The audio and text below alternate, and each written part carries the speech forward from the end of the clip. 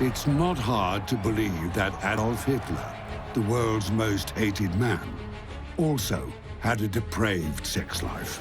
The sadomasochistic element was really such a prominent feature of his presentation. But even during his lifetime, controversy raged about what exactly Hitler was doing behind closed doors. Obviously, it was never shown that he was using drugs. Some said he was a chronic masturbator, or that he got his sexual kicks from voyeurism. Many believed he was impotent. Others thought he was homosexual.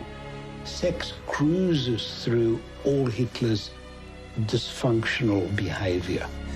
What is known is that Adolf Hitler spun a tangled web of lies to hide the truth about his twisted sex life. It was semi-incestuous. It was his half-sister's daughter. Now, extensive archival research can reveal the squalid secrets he lied and killed to protect. Hitler was a person of extremes. So he either loved totally or he hated totally. To him, everything in the end was death.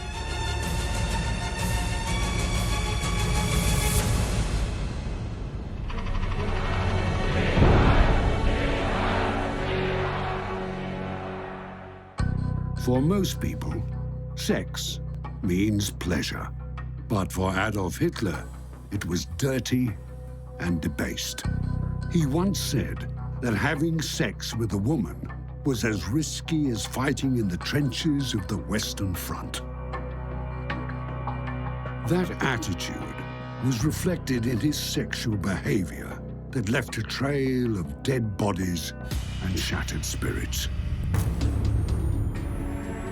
The women who became ensnared in Adolf Hitler's twisted world were crushed by the shame and humiliation of what he demanded of them.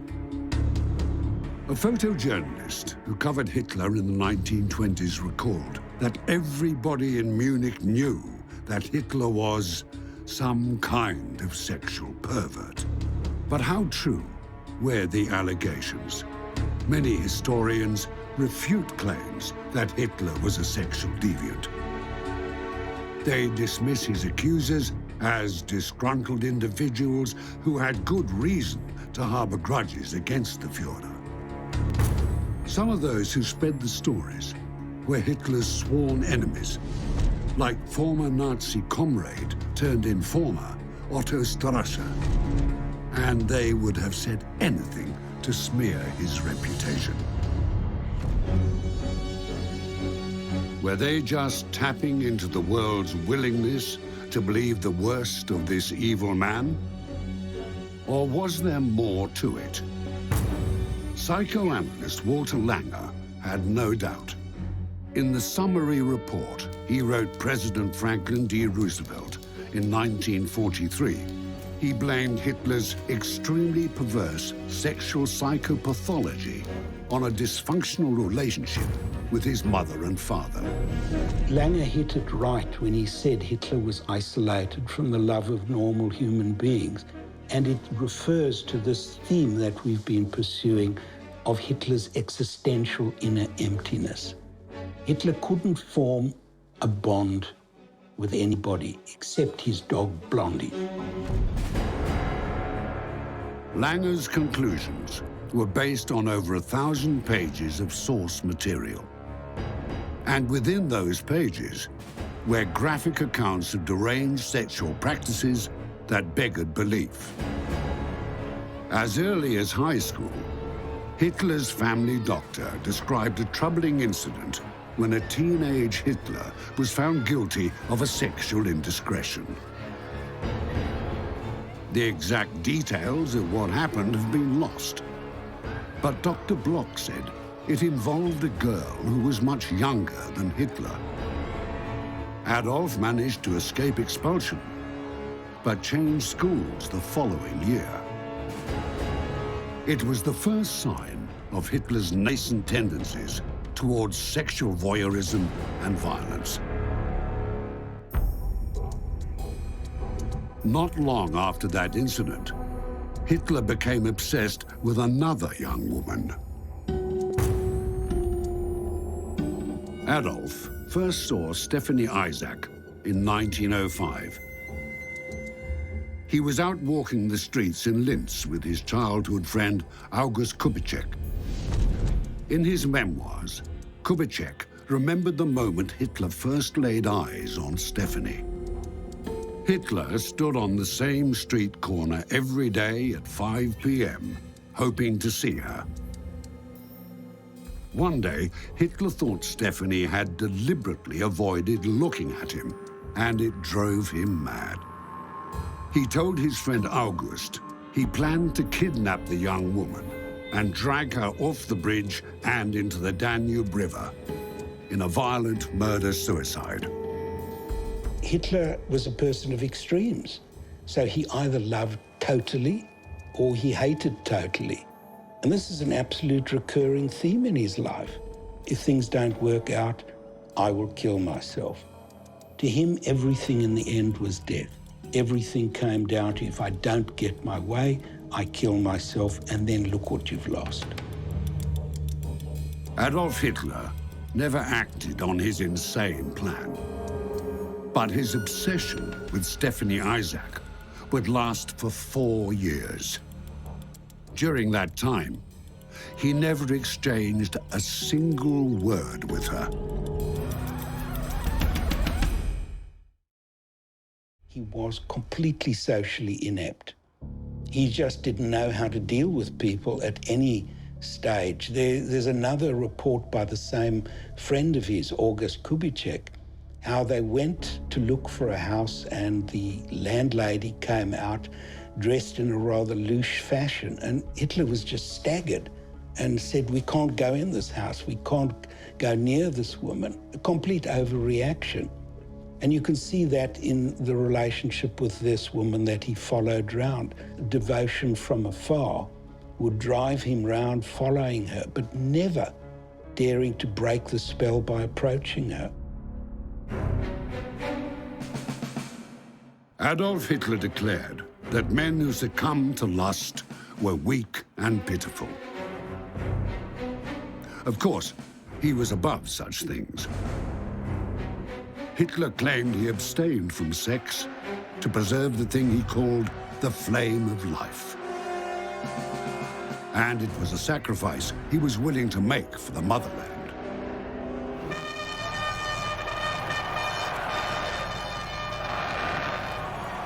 His adoring followers lapped it up.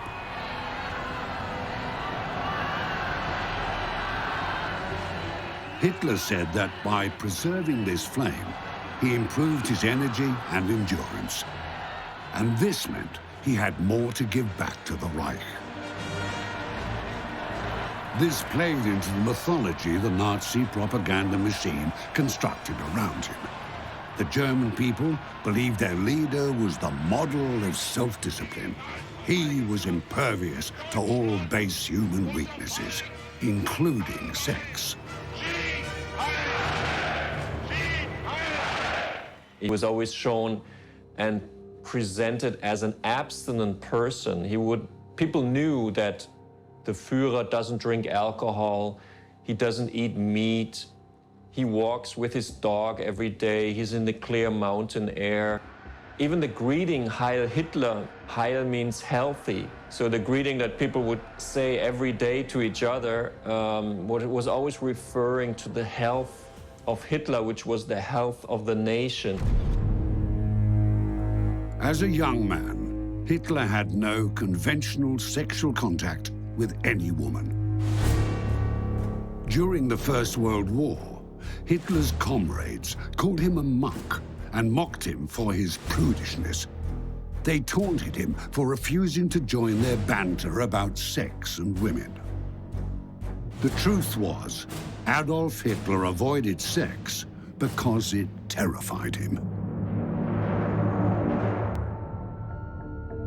He dedicated 10 pages of his autobiography, Mein Kampf, to an unhinged rant about the evils of prostitution and venereal disease, saying the struggle against syphilis and prostitution is one of the most gigantic tasks of humanity. One of the earliest laws passed in the Third Reich declared prostitution a criminal activity. Soldiers unfortunate enough to contract a venereal disease found themselves facing criminal charges. But what gave Hitler such a morbid fear of what he called dirty sexuality? If you look in Mein Kampf, you can see Hitler's racial views. And the theory of degeneration was that there are people of pure blood, in this case the Aryans, but all these others have ways of pulling them down by and polluting their blood.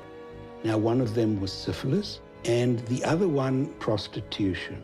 And prostitution was a particular bugbear for Hitler because in those days, as Jews were fleeing persecution in Russia, these young women would get scooped up when they turned up in places like Vienna, London, Berlin, and forced into prostitution. So it was strongly associated with Jews. So that's a reason why he was particularly down on it. Hitler told August Kubitschek he would never have intimate relations with a woman because he was too afraid of catching syphilis. But just because he wouldn't touch didn't mean he couldn't look. Hitler and his friend visited the red light district in Vienna, where August described walking along the street looking at prostitutes in their scanty and slovenly attire. Hitler insisted on several turns up and down the infamous street, even though August had seen enough. That experience whet Hitler's appetite for the seedier side of life. August Kubitschek recalled Adolf ranting for hours about depraved sexual habits. Hitler was reported to be voyeuristic. The extent of this is still one of speculation, but there's some quite credible accounts of this. And I think this fits in with his personality and his sexuality, to distance himself so he could enjoy it, but not reveal anything of himself.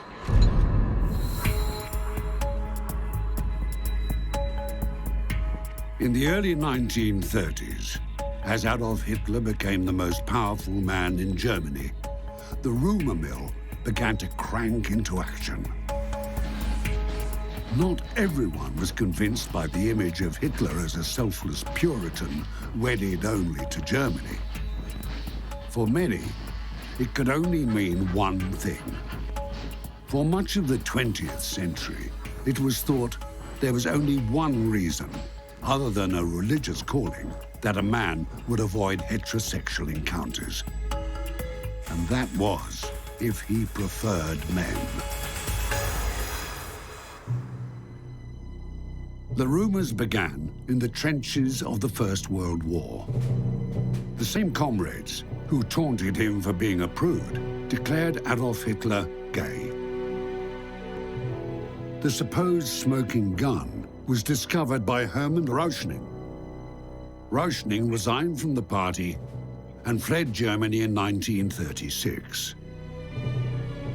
Before he did, Rauschning tracked down Hitler's military record. He said he discovered the real reason Hitler was never promoted, despite being a brave soldier. According to Rauschning, Adolf Hitler was court-martialed for having homosexual relations with a senior officer, although many historians caution that no proof of this claim has ever been found. The lack of evidence doesn't come as any surprise. Adolf Hitler had seized control of a floundering government in a time of national crisis. Once he seized power, Hitler made sure all the murky chapters of his life were whitewashed. In recent years, researchers investigating Hitler's alleged homosexuality have drawn attention to the so-called Mend Protocol. Hans Mend fought in the same regiment as Adolf Hitler. After writing a sycophantic memoir about their time in the army together, Mend had a falling out with the Führer. Furious, he revealed to a member of the German resistance what he said was the truth about Hitler's sex life during the war. He claimed Hitler was caught in the act with a fellow soldier. Mend was arrested and convicted of what he claimed were trumped-up child sex charges. He died in prison in 1940. Hans Mend was an unreliable witness, and these are contentious claims. Many of the most senior experts in the field flatly refused to believe Adolf Hitler was gay. But there are plenty of reports that seem to back up the theory. Hitler's translator claimed to have overheard a Nazi general reading from a police record. It contained shocking allegations about the Führer. The file contained statements from underage boys in Munich who said Hitler paid them to spend the night with him. More circumstantial evidence came from the boarding house Adolf Hitler lived in between 1910 and 1913 in Vienna. Meldelmanstrasse dormitory was notorious for all the wrong reasons. It was frequented by older men who went there in search of much younger male prostitutes.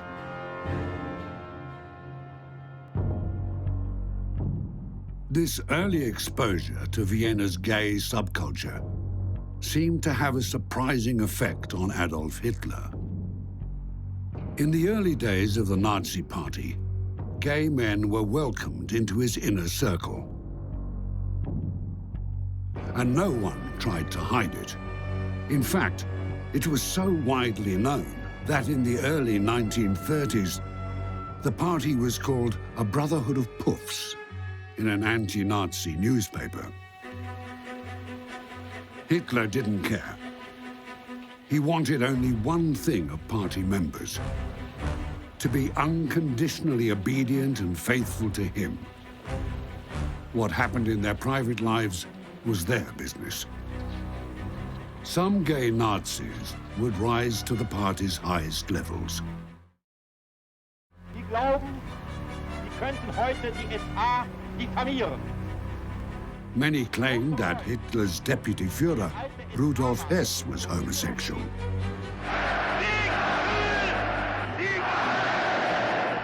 It was alleged that he was a leading light in Berlin's thriving gay subculture between the wars.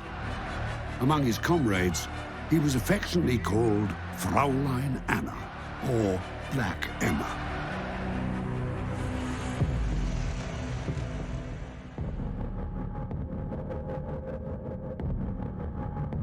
Hess and Hitler served together in the same regiment during World War I. And after the failed 1923 attempt by the Nazi Party to overthrow the government, the two men were incarcerated together in Landsberg prison. Their intimacy surprised Ernst Hanfstaengl. He suggested this period of isolation crystallized an affinity between Hess and Hitler that might have bordered on the sexual.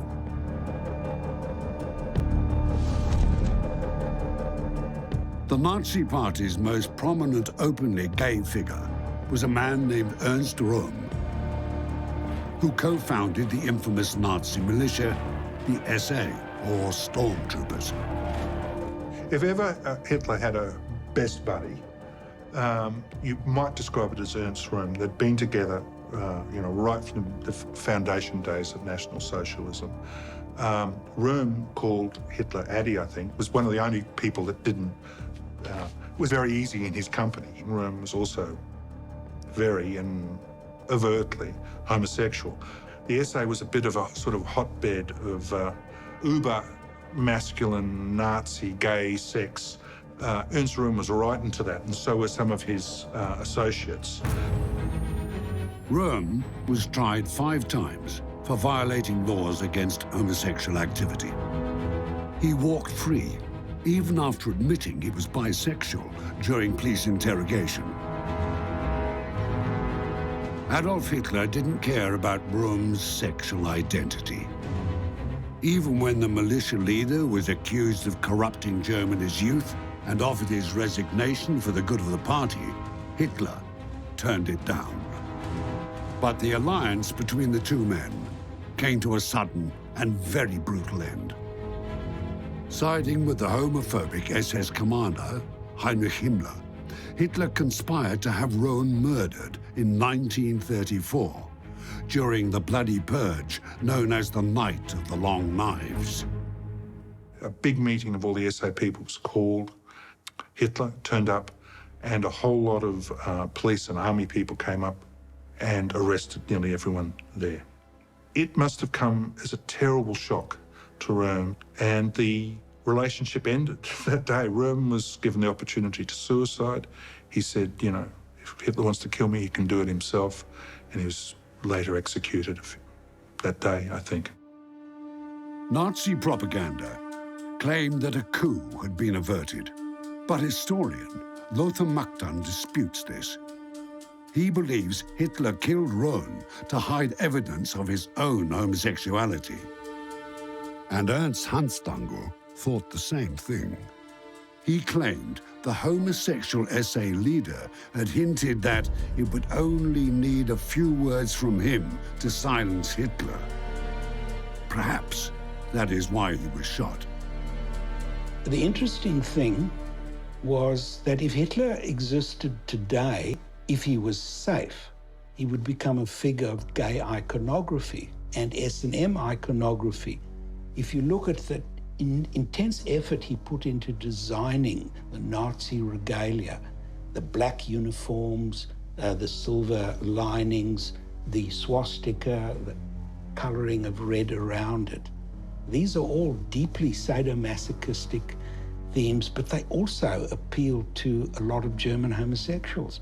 And we know that homosexuality was very rife below the top echelons, where they couldn't get away with it, regardless of their predilections. The truth about Ernst Röhm's execution may never be known, but it represented a declaration of war against Germany's gay community. Adolf Hitler had a complete about-face and declared homosexuality as infectious and dangerous as the plague. And under Himmler's merciless SS, the ruthless Nazi campaign against homosexuality ran unchecked. The homosexuals were seen as, not part of the family structures that they wanted to promote, not part of the Germany that they wanted to promote. And they, like communists and Jews and a whole lot of people, were sent away and killed. Gay men were sent to concentration camps. As many as 10,000 were murdered under Nazi rule.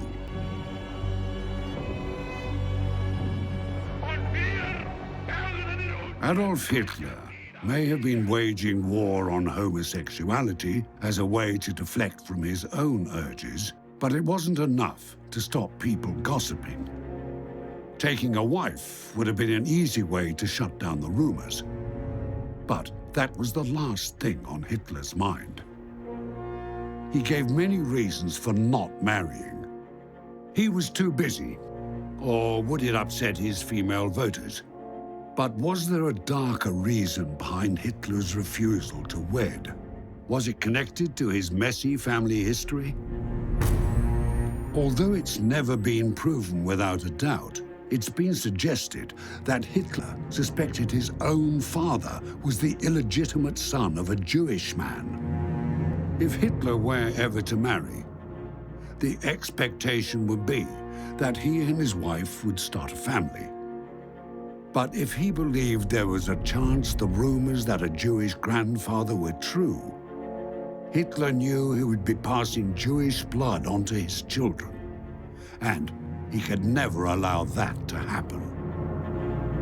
Hitler was a racial fanatic, and as somebody espousing the purity of the Aryan race, all of this was totally antithetical to the image Hitler promoted for Germany and, of course, himself. It would have been highly embarrassing. There are different arguments about whether it's possible that he could have had a Jewish ancestor. I think the weight is leaning towards the fact that he didn't. What's more important is whether he thought he had a Jewish ancestor. So I think the fact that he had a fear about it is very important. Hitler was a master of keeping his private life to himself. Even the one official relationship he had with a woman is shrouded in secrecy. Eva Braun was Hitler's girlfriend for quite a long time. They already met in the early 30s, and they had a very intimate, strong relationship when Hitler was not at the Berghof, which was his mountain retreat where Eva Braun was during the war. When he was in his military headquarters, he would phone her every night at 9 p.m. It was a long relationship in that, was it close to 13 years? It was very difficult for her. She was hidden away, but it turns out when they all got together at the Berghof, she was quite clearly the mistress of the house. Now, there were some things Hitler wouldn't let her do. She wasn't allowed to smoke.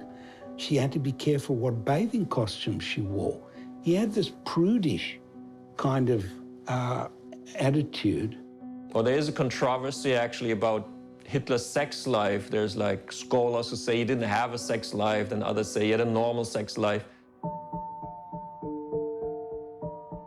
After the war, Eva's hairdresser was questioned under oath.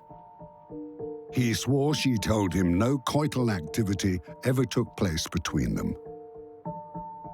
This was backed up by Eva Braun's gynecologist, who said her vagina was so narrow that sexual intercourse would have been excruciatingly painful.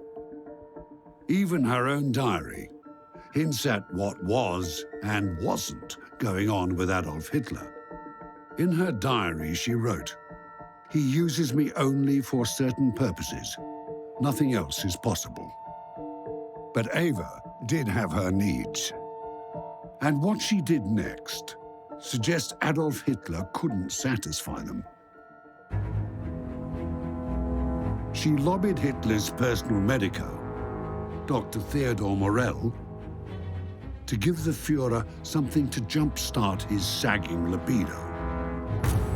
US military records show that the medication Morell gave him was testoviron. Its active ingredient? Bull semen. Morell really was a quack. He couldn't have made a good diagnosis if it had been pasted on his forehead. He believed in organ extracts. So you took a thyroid gland or pancreas from an animal, mulched it up, and gave it. Theo Morell was a celebrity doctor in Berlin. He was known for treating patients with diseases that don't exist. So basically, you didn't go to Morell when you had a severe illness, but you actually went to him when you wanted to feel better. So he was a kind of Dr. Feelgood, an early Dr. Feelgood. He was in favor of giving you injections. He believed that injections are the best way to apply a medicine because it's the quickest way. And he was quite knowledgeable about vitamins and probiotic medicines. So in a way, he was an avant-garde type of doctor. As the war went on, he was pumping Hitler full of all sorts of things. Vitamins, glucose, amphetamines, and the list goes on. Arsenic and strychnine preparations. Most of them were harmless. You give somebody an injection and they pee it out in 30 minutes. He was happy to experiment and always happy when the patient felt happy. So he didn't really look for the source of a problem. He just wanted to cure the symptoms. It wasn't long before Dr. Morell began treating Eva. She wanted some of what Hitler was having. Hitler was Morell's patient A, and Eva Braun was his patient B. And from his notes about patient B, we can see that she actually requested similar medications than her boyfriend.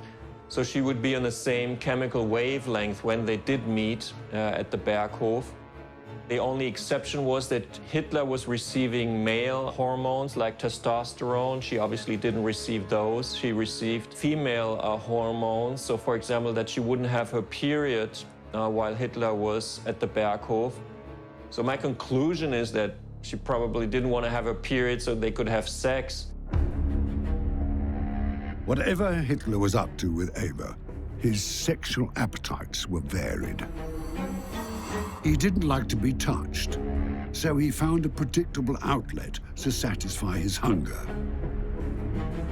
Hitler liked to watch. Strippers, dancers, acrobats, peep shows. He would ogle women performing at the circus, watching them closely through opera glasses. A favorite pastime was watching the strippers he invited to perform at his mountain retreat in Berchtesgaden. But the German public knew nothing of any of this, because Adolf Hitler set himself up as a model of virtue. It was an important part of the cult that the party created around Hitler to portray him as basically a health saint, someone who didn't have any vices, not even a private life, someone who was just kind of a pure channel doing nothing else than work for the German nation.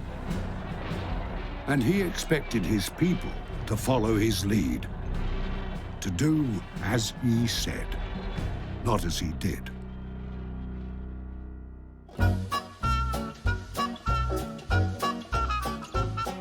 The truth was, Hitler itched for all the things he was condemning. Along with his countless other sins, Adolf Hitler was a world-class hypocrite.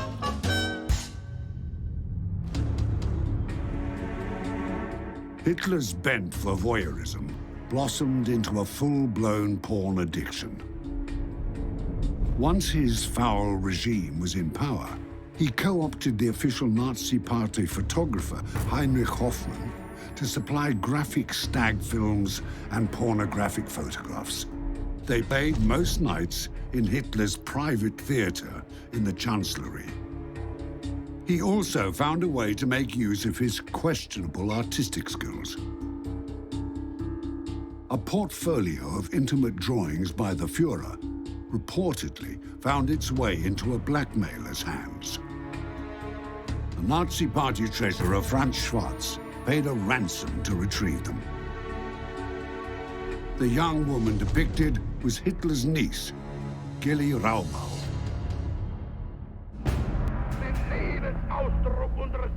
All the while, he was publicly scolding the German public. Hitler's own private life was anything but spotless. But this was all behind closed doors. The most overtly sexual thing Adolf Hitler did in public was to speak. Sex courses through Hitler's interaction with the world. What made Hitler into the figure he was is that he was the greatest demagogue in the history of the world. And in those pre-television days, how did he do it? He did it through his speeches. Das ist es, was ich von euch.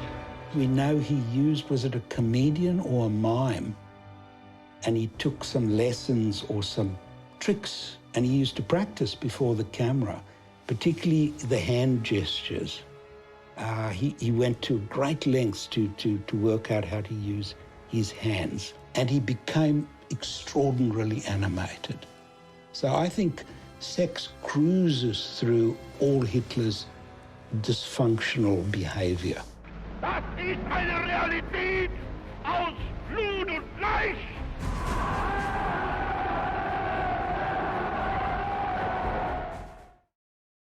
It's well recorded that adult women, not screaming teenagers, would wet themselves. and throw themselves, held back by the guards and that. You have this contrast between a person who is internally empty and somebody who then gets on a stage, stands before a microphone and pours out words, the ultimate charismatic prophet that people just go wild about. Diese Zukunft restlos uns gehört.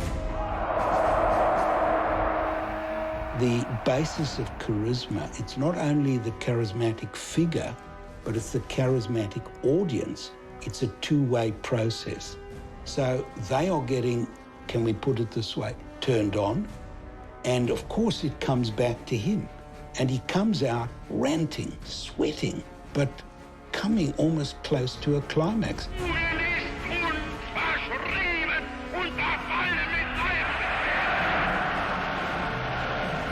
Like somebody who's just had sex. He's soaked in sweat, he's exhausted, and, well, he didn't smoke, but he probably would have asked for one.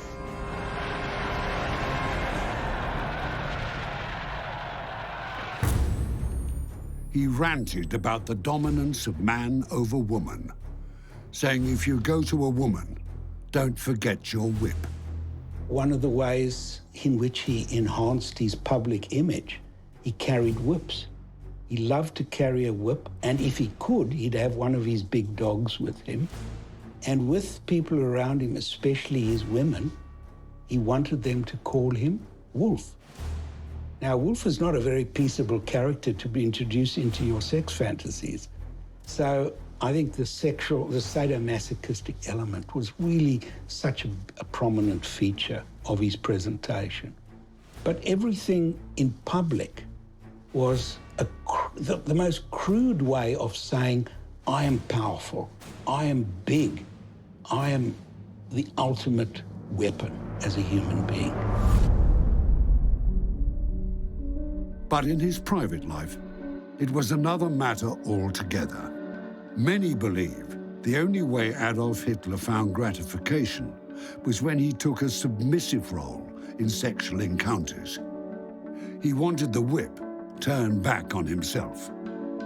And if the accounts are to be believed, his desires would take him to some extremely dark places.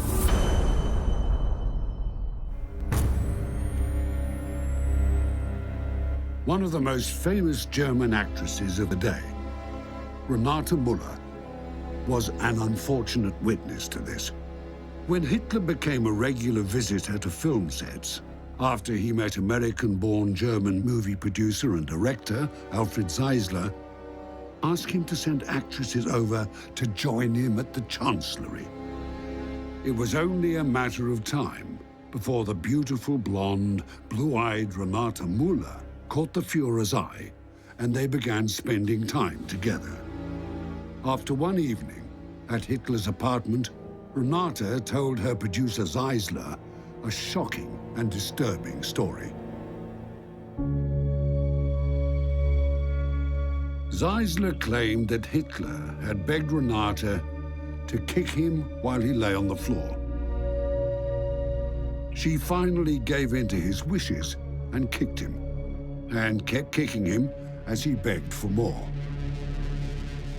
He became more and more excited, and finally climaxed by masturbating in front of her. He then thanked her warmly for a pleasant evening.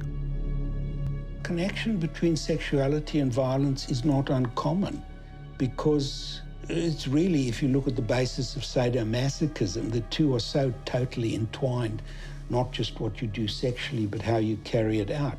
You only have to look at some of these ghastly serial killers who go in for that. The rumors about Hitler engaging in extreme sadomasochistic practices fits perfectly in with his personality. He internalized everything that he didn't like, that the losses in his life, and he sadistically projected his rage out on everybody. And it's quite feasible that somebody like that would have these kind of sexual practices. Not long after that, Renate Müller fell to her death from the upstairs window of a sanatorium during a visit from the Gestapo.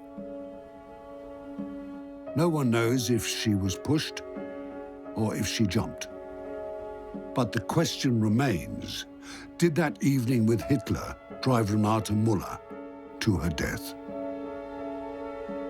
Renate wasn't the only woman to experience Hitler's extreme appetites.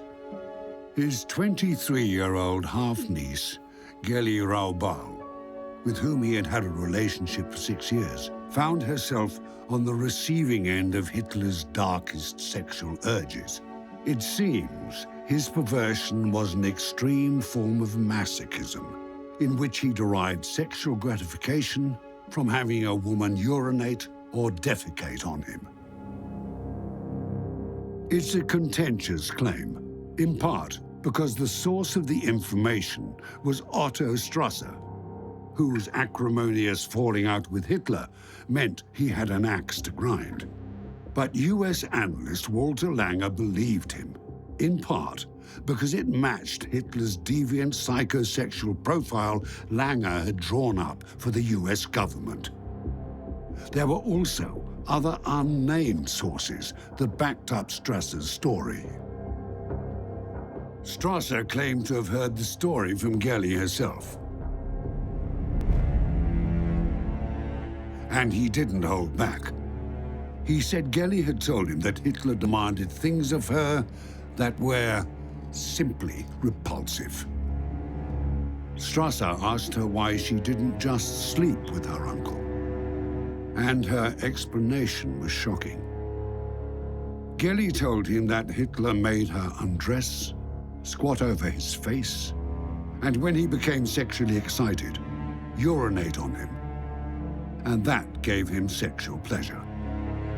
Geli said the whole performance was extremely disgusting to her. This brought out every aspect of himself that he normally tried to hide. So it's no surprise that if the rumors have any basis, that what you can call a basic S&M practice, being humiliated in the most personal way, with body fluids of the worst kind, fitted into this scheme. Inside, the masochist; outside, the sadist.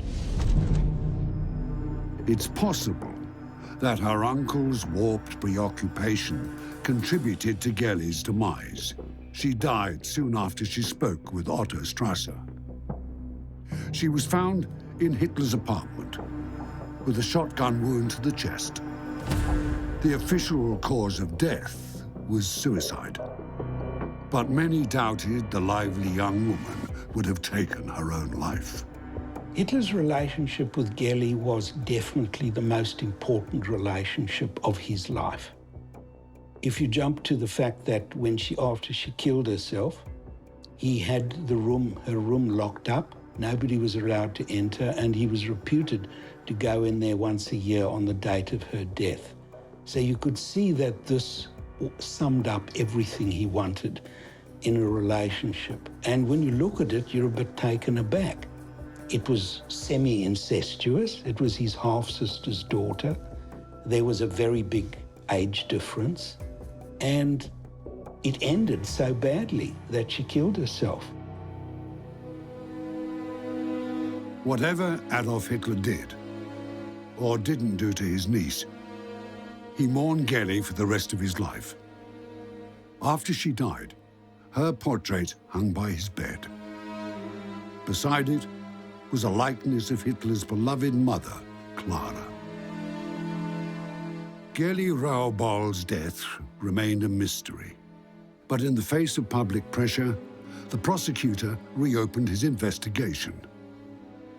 Today, there's no way of knowing what he discovered because the case file is missing. When Hitler became Chancellor, one of the first things he ordered was the destruction of any records that cast the Nazi leadership in poor light. He made sure that any incriminating evidence against him was destroyed. But Renata and Gelli's stories have a common thread. Both describe acts of extreme masochism, and they came from two different sources. One of them, aggrieved former Nazi Otto Strasser, despised Hitler. He made it a personal mission to discredit the Führer. But the American film director, Alfred Zeisler, had no such agenda, and there's no suggestion there was any collusion between the two men. These claims remain shrouded in controversy, but there is a bigger question. Why even bother trying to untangle the truth about Hitler's sex life? We cannot guarantee that another Hitler will not arise. You need certain circumstances and you need a particular type of person.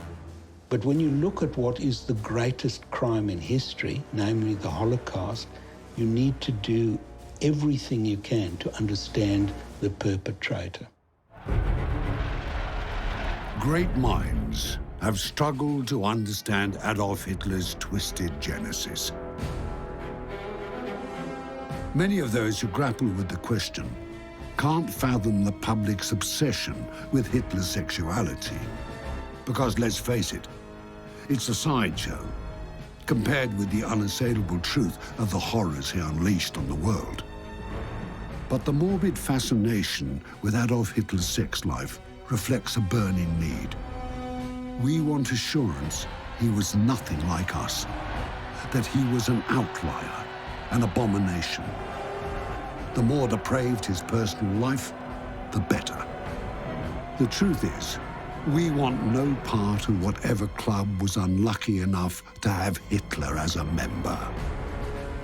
That's how we cast him out of the human race. So we grasp at anything that proves he was a freak. And the more proof we have, the safer we feel. The world needs to think that after Adolf Hitler was made, they broke the mold. Because then, we can believe we'll never see his like again.